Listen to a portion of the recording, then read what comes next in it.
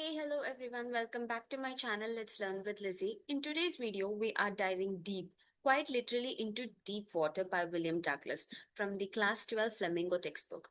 Today, we are not just going to focus on the summary of the text, but also we are going to understand the author's purpose, the tone of the passage, the style of language, and the literary devices that make this autobiographical piece so powerful. Let's get started. First, let's understand why William Douglas wrote Deepwater. At the first heart of it, his purpose is deeply personal. He shares a terrifying real life experience to help us understand how fear can take control of our lives and how determination and courage can help us rise above it. This story isn't just about water, it's about fear, about trauma, and most importantly, about healing and transformation. Through this honest retelling, Douglas hopes to inspire readers like us to never give up, even when we feel helpless. Douglas opens up the story by taking us back to his childhood. Lines like, "It happened when I was 10 or 11, or "The fear stayed with me," make it very clear that this experience left a deep scar in William Douglas's heart. But more importantly, he says, "I was not going to let it overcome me." This shows us his purpose to share not just the pain, but the strength that helped him overcome it. And in doing so, he gives us all a reason to believe that fear, no matter how powerful it is never greater than the human will. Let's talk about the tone, the emotional flavor of the story. Douglas's tone is reflective. He looks back with honesty and vulnerability. At times, it's emotional, especially when he describes his near death experience, but by the end, the tone shifts to inspirational. You can sense the quiet confidence in his voice as he tells us that he defeated his fear. It's the kind of story that leaves you thinking about your own fears, about things that may have once stopped you from moving forward. Let's take a closer look at some powerful lines. "Terror has seized me and my legs felt paralyzed." This is raw. This is something which is real. It shows how fear can physically and mentally consume us. Another line, "Only the legs hung limp and I shook and I cried," carries a deep sense of helplessness. But as we read on, we see the transformation. Douglas doesn't stay in that fear, he rises step by step. And that emotional shift in tone is what makes the story so impactful. Now let's explore the language and style of writing. Douglas uses a first person narrative which immediately makes the story feel personal and authentic.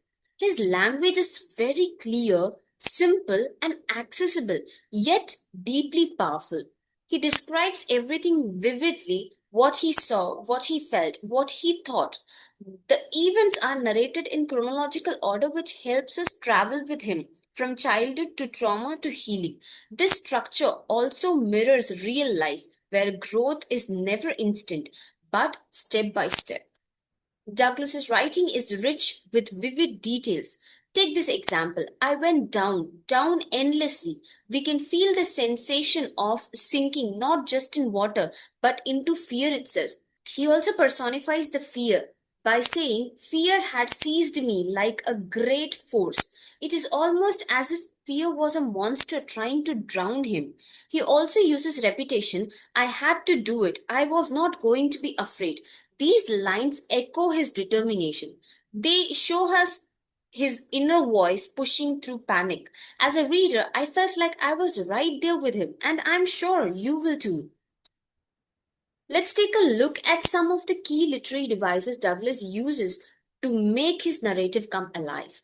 First, there's imagery. He paints scenes with words so that we can visualize them very clearly, like the sentence, "The water was still and the tilted bottom was visible." Next comes personification.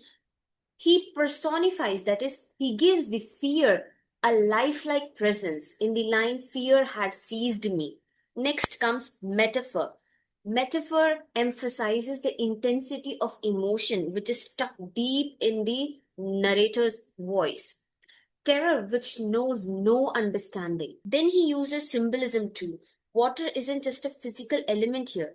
It symbolizes fear, and overcoming it represents inner victory. Here, the water symbolizes both fear and challenge, representing the internal struggle of the author.